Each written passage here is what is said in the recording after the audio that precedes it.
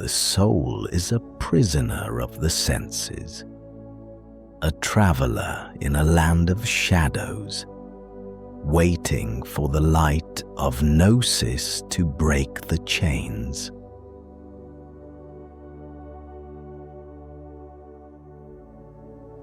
The threshold.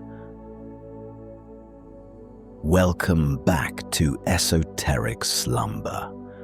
Tonight, we let go of the need to control. Tonight, we step beyond the architect's walls. Tonight, we remember what we truly are beneath all the layers of worry, beneath all the constructions of the mind, beneath all the walls we have built and that have been built around us.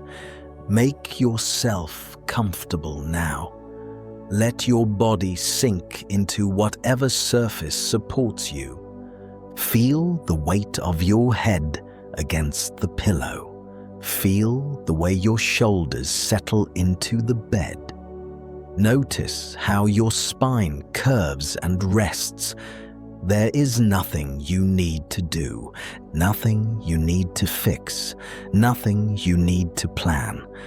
For tonight, you are released from all obligations. All the tasks that waited for you today can wait a little longer. All the worries that crowded your mind can dissolve into the darkness. Just breathe. Breathe in slowly, drawing the air deep into your lungs, filling yourself with the cool, quiet night. And breathe out even more slowly, releasing everything you've been carrying, every tension, every thought, every small anxiety that has been whispering at the edges of your consciousness.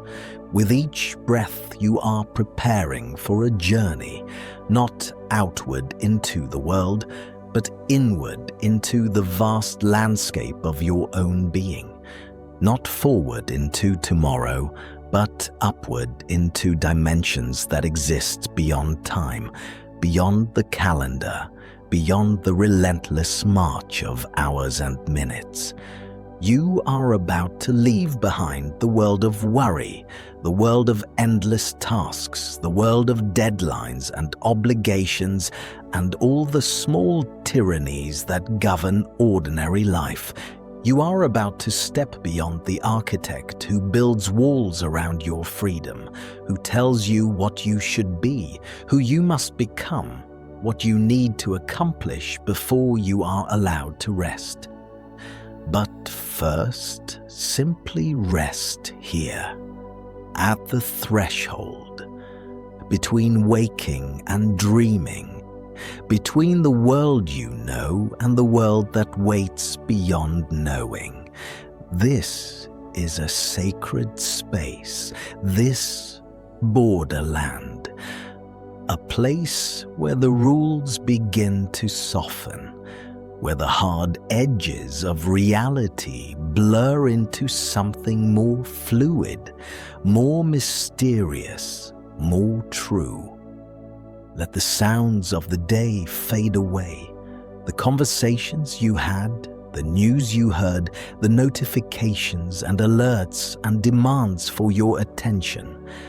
Let them all recede like a tide going out, leaving you here on the shore of sleep, peaceful and alone. Let the weight of tomorrow dissolve. All the things you think you must do when you wake, all the problems you believe you must solve, all the ways you imagine you must improve or change or become someone different than you are right now.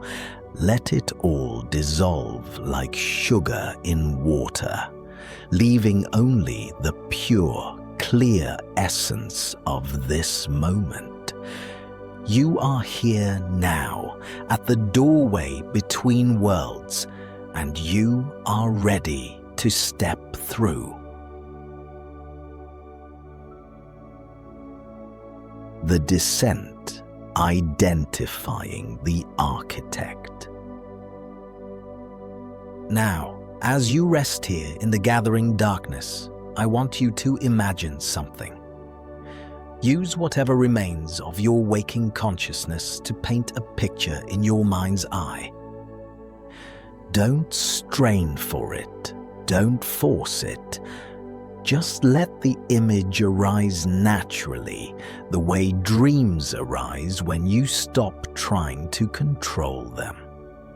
Imagine your daily life not as chaos, not as the random tumble of events and obligations it sometimes seems to be, but as a city, a grand, intricate clockwork city.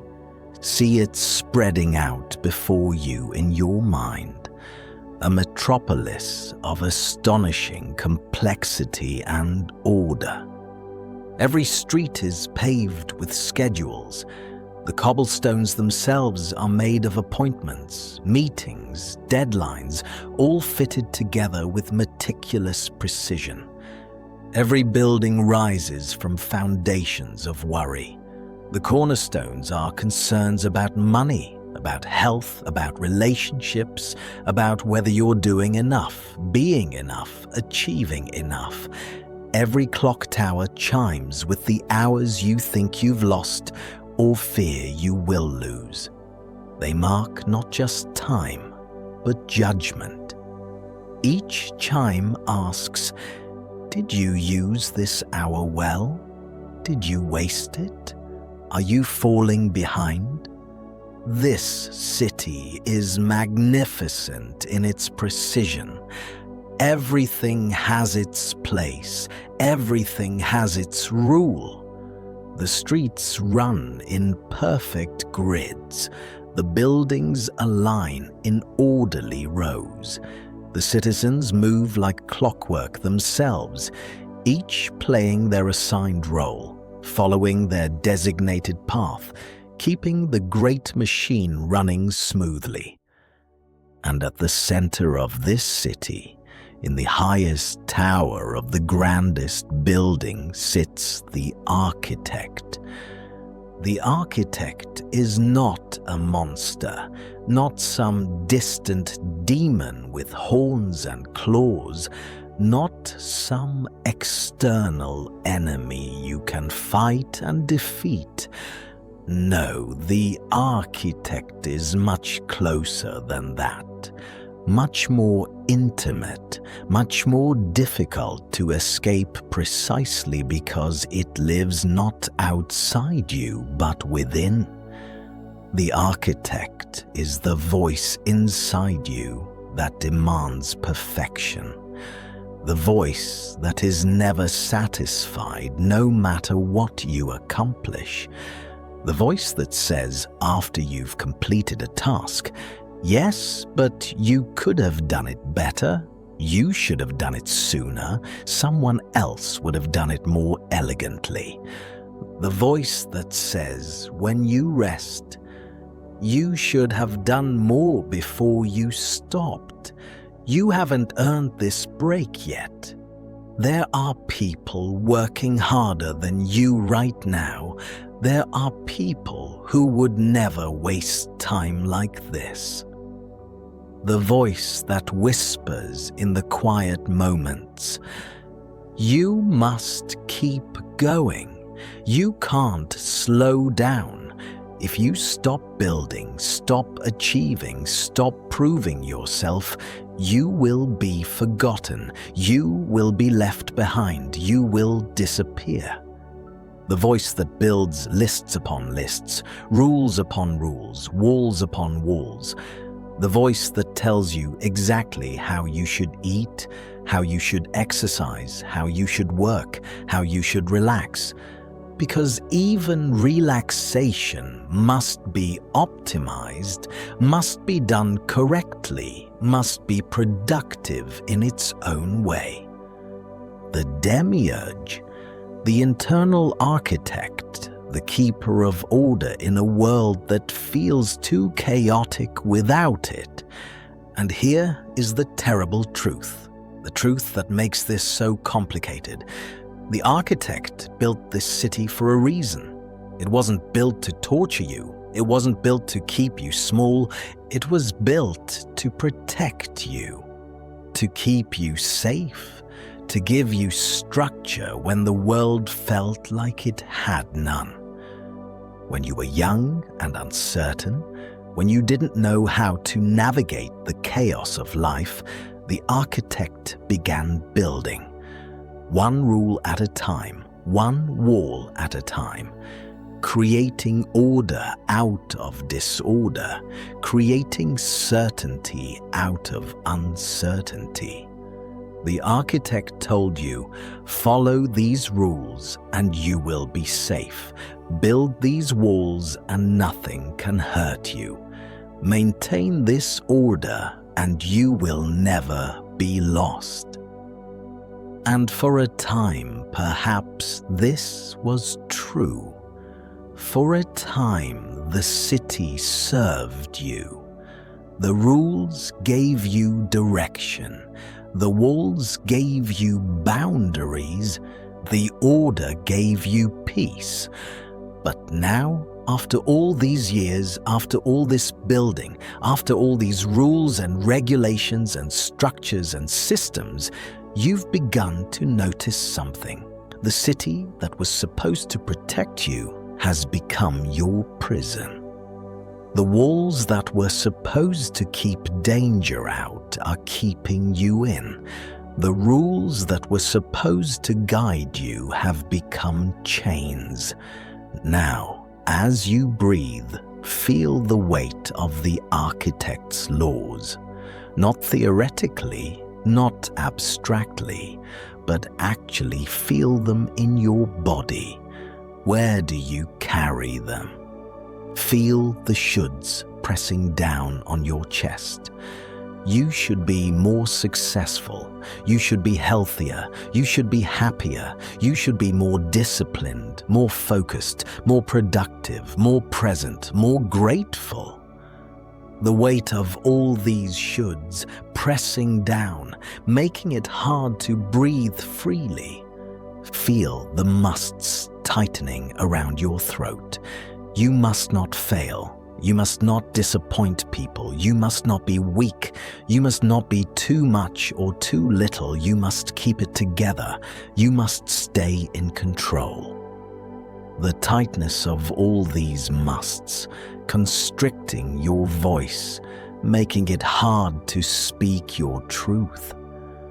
Notice how they feel in your body, not to judge them, not to fight them, not to add another rule about how you shouldn't have these rules, just to notice, just to acknowledge, yes, this is here, this weight, this tightness, this tension. This is what it feels like to live in the city of the architect. But tonight, you don't need the walls. Tonight, you are safe enough to step beyond them. Tonight, you remember that you are not the city. You are not the clockwork mechanisms that run it. You are not the rules that govern it. You are not even the architect who built it. You are the awareness that witnesses all of this, the consciousness that can observe the city, observe the architect, observe the whole construction from a place of freedom. You are the one who can walk away. And now, imagine this. In the great clockwork wall that surrounds the city, the wall that seems so solid, so permanent, so insurmountable, a door appears. It wasn't there before. You're certain it wasn't there. You've walked past this section of wall 1,000 times, and there was nothing but smooth, unbroken stone and metal. Or perhaps it was always there, and you simply couldn't see it. Perhaps the architect taught you not to see it.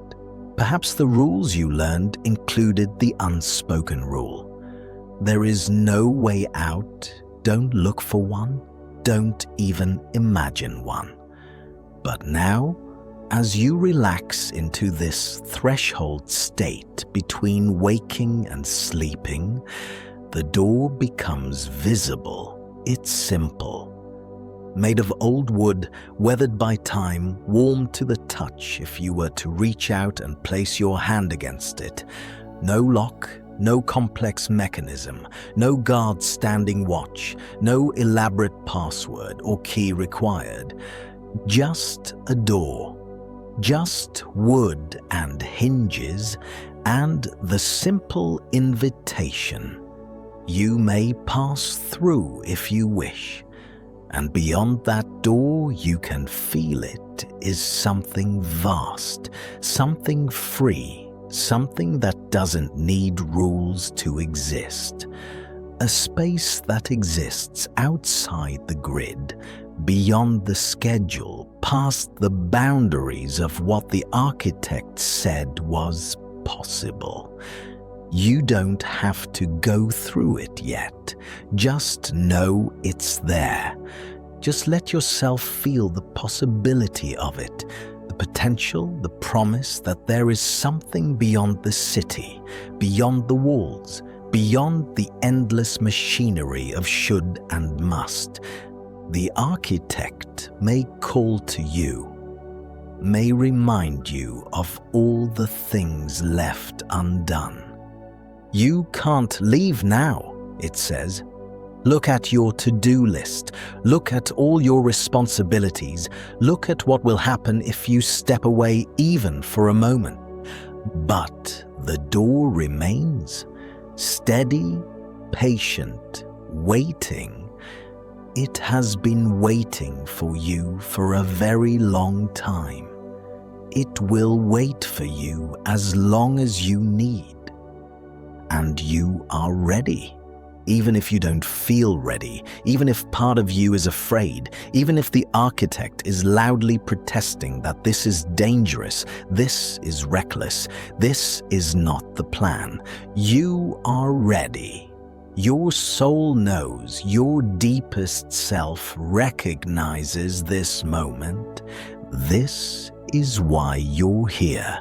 This is what you've been seeking, perhaps without knowing you were seeking it. The door is here, and you are ready to open it.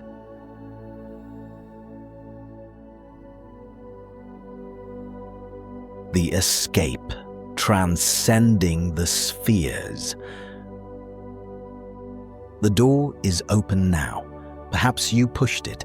Perhaps it opened on its own. Perhaps the distinction between your will and the will of the universe has begun to blur. It doesn't matter.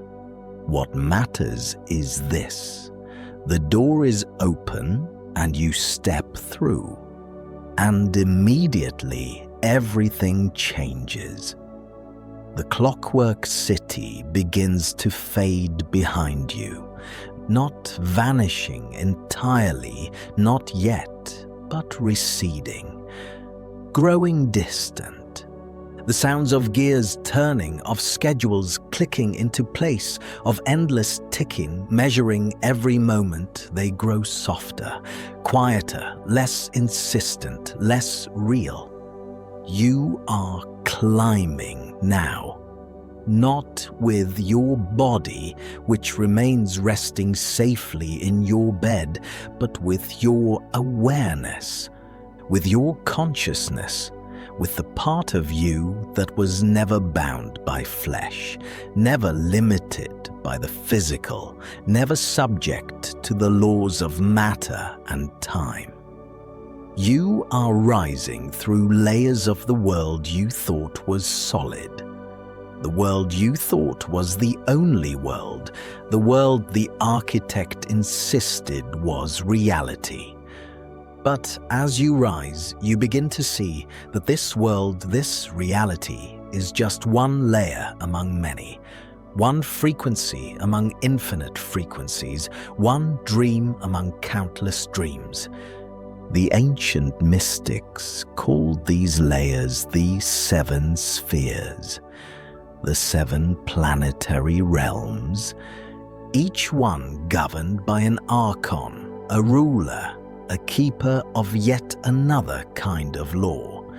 These are not physical places, they are states of consciousness, levels of reality, dimensions of experience, and you're about to pass through each one, leaving behind another layer of limitation, another illusion of bondage. But as you rise, as you sleep more deeply, as you let go more completely, these laws lose their grip on you. The rules that seemed absolute begin to feel conditional. The boundaries that seemed permanent begin to shimmer and dissolve. The first sphere you pass through is the sphere of the moon. Feel yourself entering it now. Here, everything is fluid, shifting, unstable. Emotions rise and fall like tides pulled by an invisible force. You feel joy, and moments later, sadness. You feel peace, and moments later, worry. You feel love, and moments later, fear. All in the span of moments, sometimes the span of seconds. The moon holds the realm of fluctuation, of moods that change like weather, of feelings that sweep through you like storms, like winds, like waves. This is the realm where you learn to identify with your emotional states, where you learn to say, I am sad, or I am angry, or I am anxious, as if these passing states were your permanent identity. How much of your life have you spent at the mercy of the moon? How many decisions have you made based on how you were feeling in a particular moment? How many times have you believed that your current emotional state was the truth of who you are, only to feel completely different an hour later? But as you pass through this sphere, you let it go. You see the moon for what it is, not your master, but simply one influence among many. Not your identity, but simply weather passing through the sky of your being. You are not your emotions. They are like clouds passing through a sky. Beautiful, yes, sometimes dark and heavy, sometimes light and bright, but always temporary, always moving, always changing, and you are not the clouds. You are the sky itself, vast, open, unchanged by whatever passes through it. Breathe and let the moon's pull release you. Feel the emotional tides settling. Not because you've suppressed your feelings or denied them, but because you've stopped identifying with them. They can come and go, rise and fall, and you remain centered, stable, free. You rise higher. The lunar realm falls away below you. The flickering, changing light of the moon grows distant, and you enter the second sphere, the sphere of Mercury. This is the realm of words, of language, of communication, of the endless chatter of the thinking mind, of arguments and debates and the relentless need to be right, to explain, to defend, to prove your worth through cleverness, through wit, through the skillful deployment of words. Mercury is quick, intelligent, restless, the messenger God who never stops moving, never stops talking. This is the realm of the voice that narrates your life, that comments on everything that happens, that analyzes and judges and compares and contrasts. How much energy have you spent trying to win arguments that didn't matter? Arguments with others, yes, but more often arguments with yourself, trying to prove to yourself that you made the right choice, that you said the right thing, that you are right to feel the way you feel. How many conversations replay in your mind endlessly, like recordings stuck on repeat? Conversations where you wish you'd said something different, something better, something that would have made them understand. Conversations where you rehearse what you'll say next time, preparing your defense, sharpening your arguments, readying yourself for battles that may never come. Mercury whispers constantly, "You must be understood. You must make them see your point. You must explain yourself. You must defend yourself. You must prove that you're intelligent, articulate, right?" But tonight, you let that go too. You release the need to argue, the need to explain, the need to be right. You discover something profound. You don't need anyone to understand you. You don't need to defend yourself. You don't need to prove anything. Your worth is not dependent on your ability to articulate it. Your truth doesn't require validation through words. You simply are. Beyond language, beyond explanation, beyond the reach of Mercury's clever tongue. Breathe and pass through. Feel the mental chatter quieting, not forcibly silenced, but simply losing its urgency. The voice that narrates everything can continue if it wants, but you're no longer listening with the same desperate attention. You're no longer believing that the story it tells is the whole truth of who you are. The third sphere rises before you, the sphere of Venus. This is the realm of attachment, of desire, of longing, of reaching for things outside yourself to feel complete.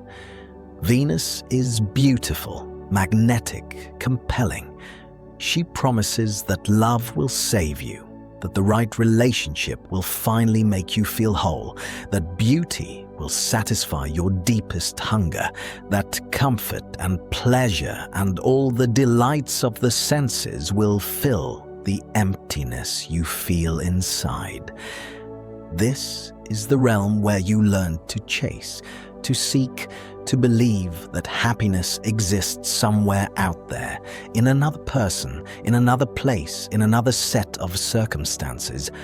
If only you could find the right partner, if only you could create the perfect home, if only you could surround yourself with enough beauty, enough comfort, enough pleasure, love, beauty, comfort, all the things you chase thinking they will fill the emptiness. All the ways you reach outside yourself for validation, for completion, for proof that you are lovable, worthy, enough. How much energy have you poured into relationships, hoping they would save you?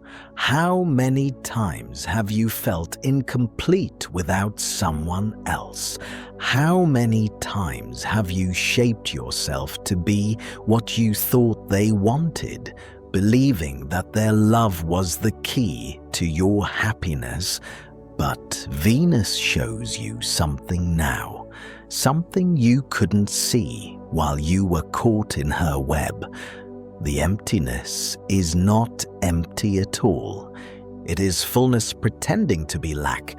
It is the infinite pretending to be finite. It is wholeness that has forgotten itself and started seeking outside for what it already contains within. You release the grasping, the reaching, the need. Not because you reject love or beauty or pleasure, but because you finally understand. What you seek is already within you. It has always been within you. The love you've been chasing is the love you already are. The beauty you've been pursuing is the beauty you already embody.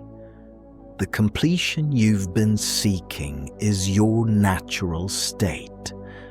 What you are looking for is looking through your eyes. The seeker is the sought, the lover is the beloved. Higher still, you rise to the sphere of the sun.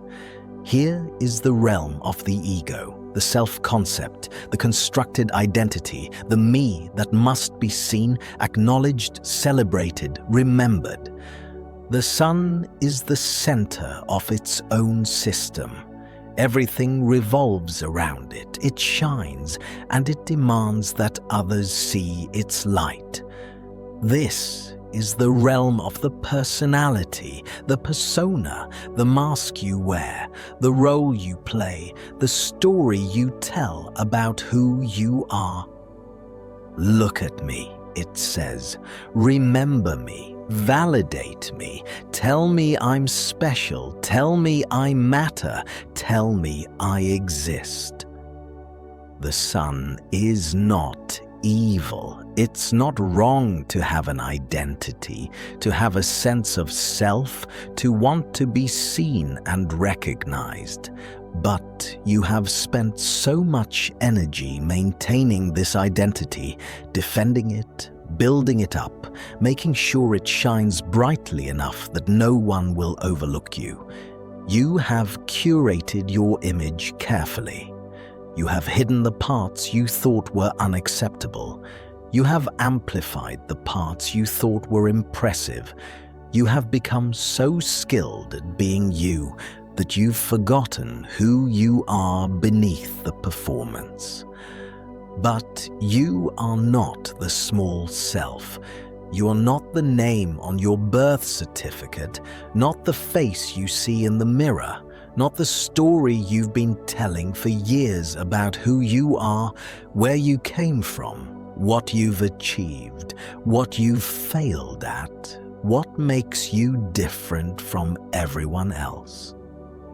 The sun burns bright, and for a moment as you pass through, you might feel a kind of death, the death of the separate self, the dissolution of the carefully constructed me. But it's not a true death. It's the death of an illusion, the end of a dream, the waking up from a case of mistaken identity. You pass through the sun's light unburned, untouched, because the fire can only burn what is not real, and you are discovering what is real. You are becoming transparent.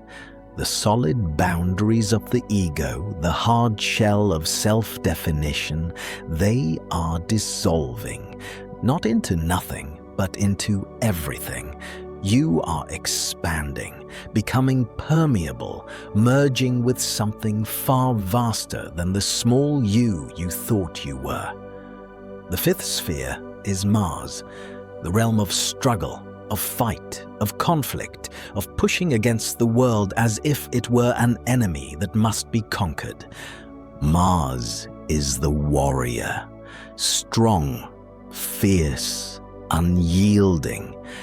This is the energy of effort, of striving, of battling your way through life. This is where you learned that everything worth having must be fought for. that you must be strong or you will be destroyed, that life is a competition and you must win or be defeated, how tired you are from fighting, from resisting, from believing that you must battle your way through life, from treating every obstacle as an enemy, from approaching every challenge as a war you might lose. You have fought against your own feelings, trying to conquer sadness, to defeat anxiety, to vanquish fear. You have fought against your body, trying to force it into submission, to make it obey your will, to shape it into something acceptable. You have fought against circumstances, against other people, against reality itself, believing that if you just pushed hard enough, strained hard enough, tried hard enough, you could bend the world to your will. Mars growls, "Be strong, don't give up, keep fighting, never surrender, never show weakness." But here, in this sphere, you are given permission to lay down your sword, not in defeat, not in resignation, but in recognition. The battle was never real. The enemy you've been fighting was never truly your enemy. The resistance you've encountered was never trying to destroy you. There is nothing to fight, nothing to conquer, nothing to overcome through force of will. You let go of the struggle, and immediately you feel how much lighter you become, how much energy you've been wasting, how much of your life force has been consumed in unnecessary battles. What if you didn't have to fight? What if you could flow instead? What if you could move with life instead of against it? The sixth sphere is Jupiter. This is the realm of ambition, of expansion, of growth, of more, always more, never enough, always reaching for the next level, the next achievement, the next proof of your worth. Jupiter is the king of the gods, generous and expansive, promising abundance. But there's a catch. The abundance is always just ahead, just a little further, just one more accomplishment away, more success, more knowledge, more achievement, more money, more recognition, more status, more proof that you are worthy, valuable, important, someone who matters. This is the realm where you learn to measure your worth by your accomplishments, where you learn that you are only as valuable as your last achievement, where you learn that standing still is the same as falling behind, where you learned that enough is a dangerous word because it might mean you stop striving, and if you stop striving, you might disappear. Jupiter promises abundance, but only if you keep climbing, keep reaching, keep wanting, keep believing that you are not yet enough, but you could be if you just do a little more. How exhausting it is, this endless expansion, this constant growth, this perpetual dissatisfaction with where you are, who you are, what you have, always looking ahead, always planning the next step, always postponing contentment until you reach some future state of completion. But you see now, as you pass through this sphere, that you already contain everything.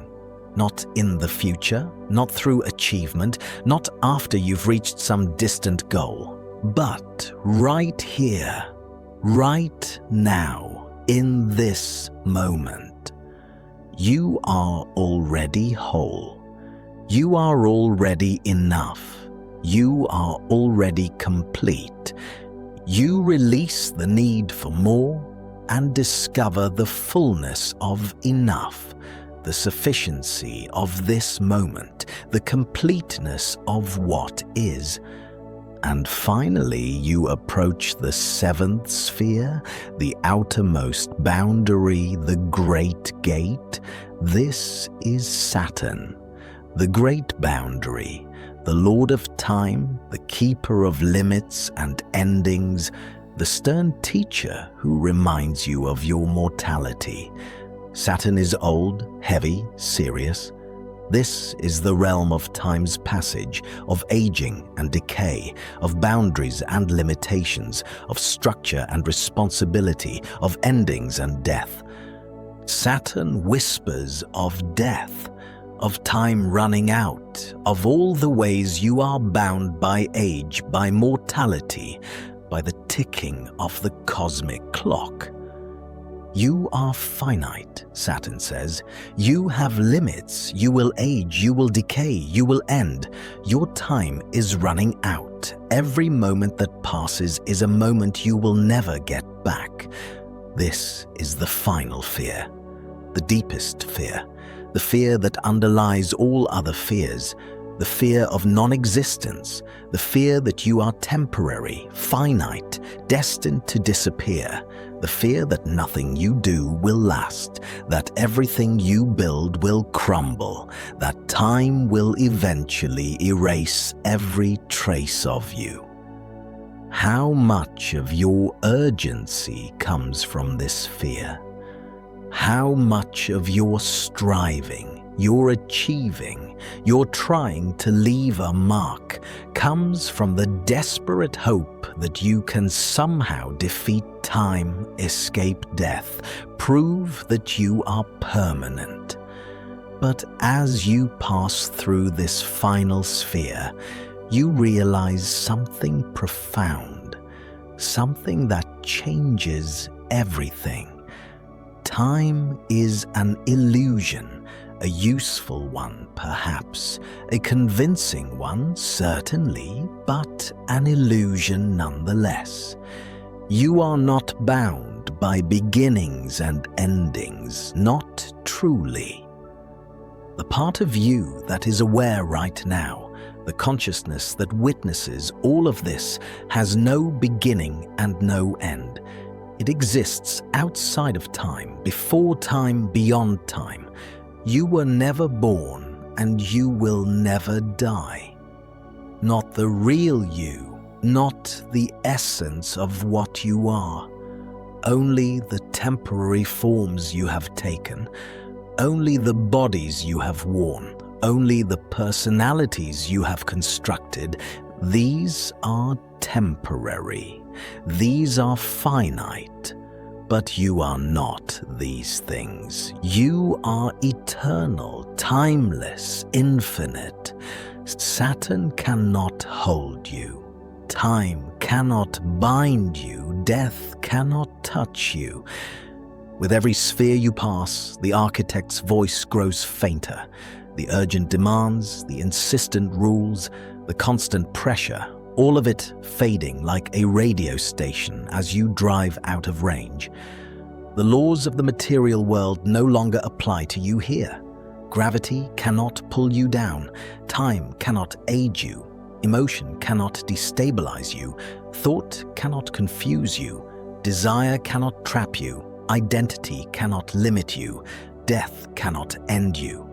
You are rising beyond the realms of rules, beyond the jurisdiction of every archon, every keeper of laws, every ruler of limitations, into something vast and free, into the space that exists before rules were made, into the consciousness that exists before worlds were created, into the freedom that is your birthright, your nature, your true home. The return to the Pleroma. Beyond the seven spheres, beyond all the layers of limitation, beyond every rule and every boundary, beyond time itself, there is the Pleroma, the Fullness, the original wholeness from which all things emerge and to which all things return.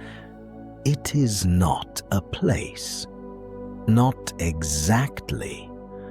Places exist in space, and space is one of the illusions you have just left behind. It is more like the background hum of existence, the silence that contains all sound, the emptiness that holds all form, the darkness that gives birth to all light. Here there is no time, no before and after, no past and future, only this eternal now, this infinite present, this moment that contains all moments, no boundaries, no separation between self and other, between subject and object, between the observer and the observed. All distinctions dissolve, all divisions merge. Everything is one thing being many things revealing themselves as one thing.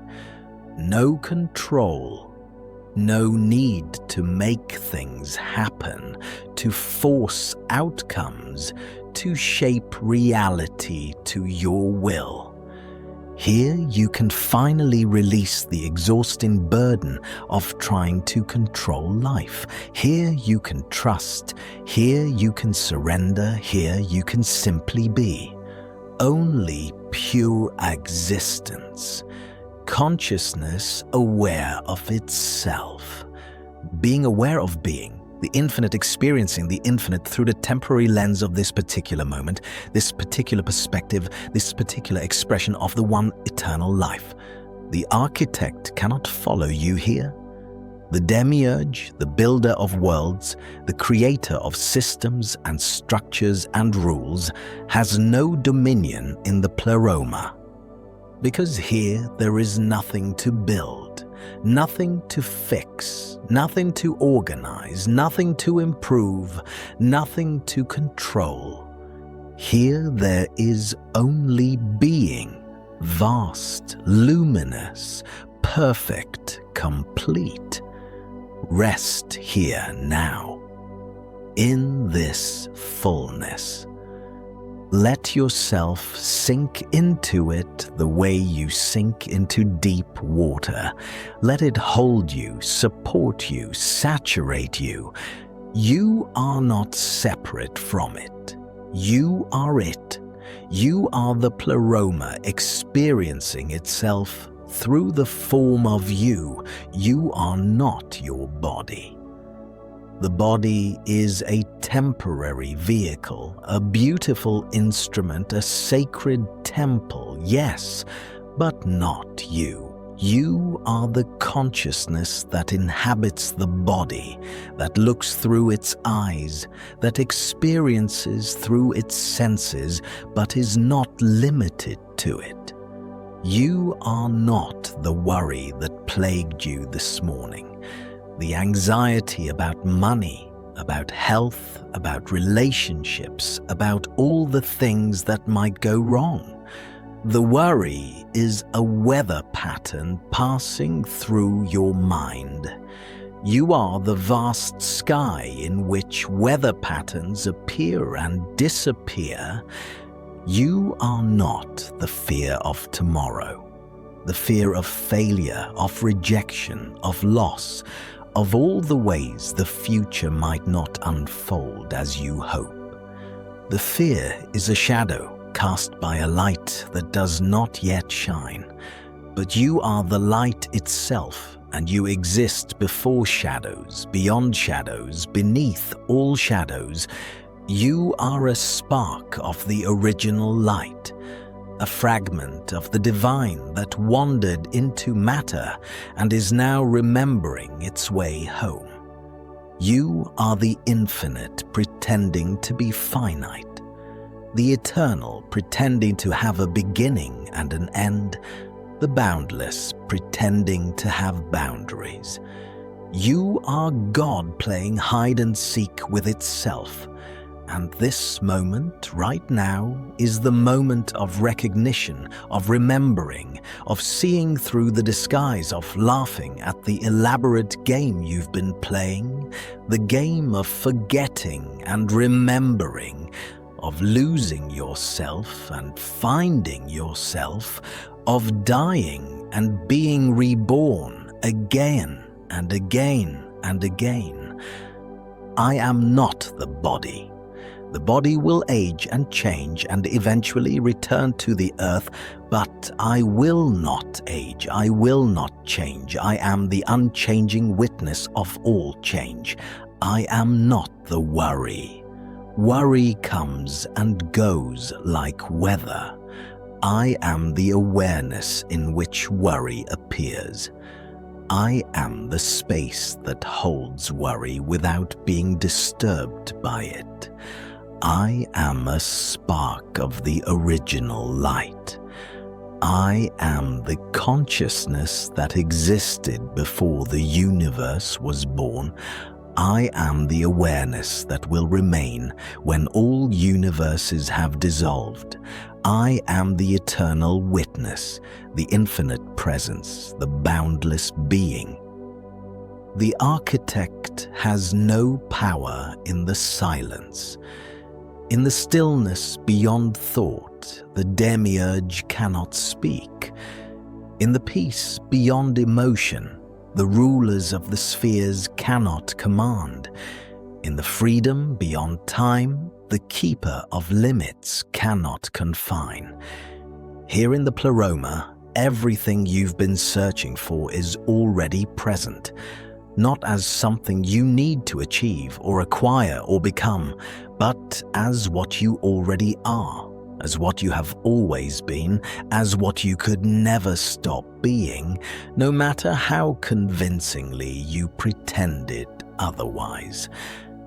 Peace, not as the absence of conflict, not as the quiet that comes after the storm, but as the ground of all things, the fundamental nature of reality, the bedrock of existence. You are made of peace. You are woven from peace. You breathe peace with every breath because peace is what breath is made of.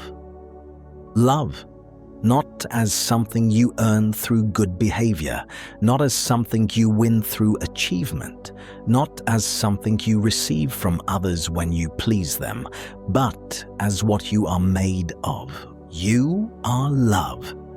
Every cell of your body is love.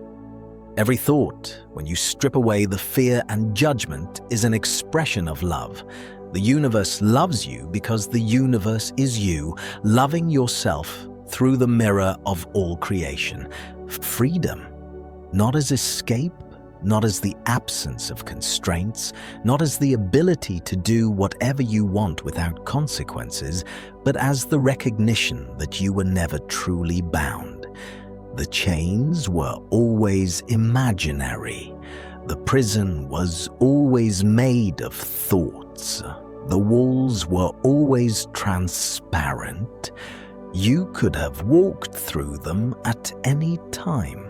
You are walking through them now. The clockwork city seems so far away now, almost like a dream you once had. A vivid dream, yes, a convincing dream, a dream that felt absolutely real while you were in it, but still, just a dream. The schedules that seemed so urgent, the deadlines that seemed so important, the rules that seemed so necessary, the shoulds and musts that seemed so absolute, they all belonged to another life. Another version of you that forgot what you really are, another character in another story that you were telling but are no longer telling. But here you remember. The amnesia is ending. The fog is lifting. The veil is becoming transparent. You are beginning to see what was always there. hidden in plain sight, so obvious that you looked right past it for years, decades, perhaps lifetimes. You are vast, vaster than the universe, because the universe exists within your consciousness. You contain galaxies. You hold infinities. You are the space in which all of existence unfolds. You are limitless, not bound by the body, though you experience through the body, not confined to the mind, though you think through the mind, not restricted to this moment, though you are fully present in this moment. You are the unlimited expressing itself through limitations, the infinite playing with finitude, the eternal dancing with time. You are whole, nothing missing, nothing broken, nothing that needs to be fixed or healed or improved or upgraded. Wholeness is your nature. Completeness is your essence. Perfection, not in the sense of flawlessness, but in the sense of absolute completeness, is what you are. And in this remembering, there is nothing left to do.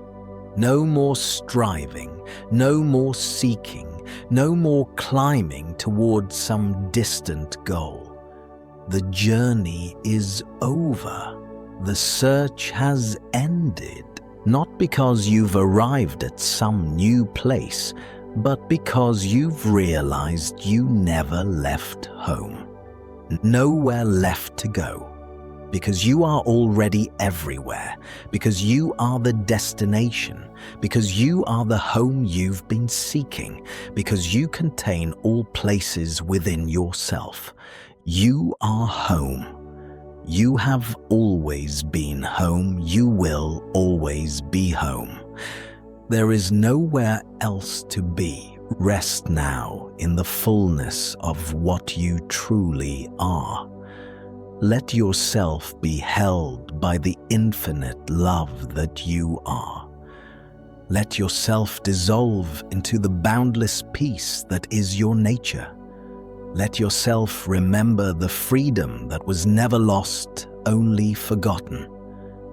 You have escaped the walls, not by running from them, not by destroying them, but by seeing through them, by recognizing that they were never solid, that they were always transparent, that they were always optional. You are free. You have always been free, and you will always be free. Freedom is what you are. You are home. Rest. Be. Remember. You are the Pleroma, the fullness, the one, the all, the eternal, the infinite, and you are here now, forever, complete.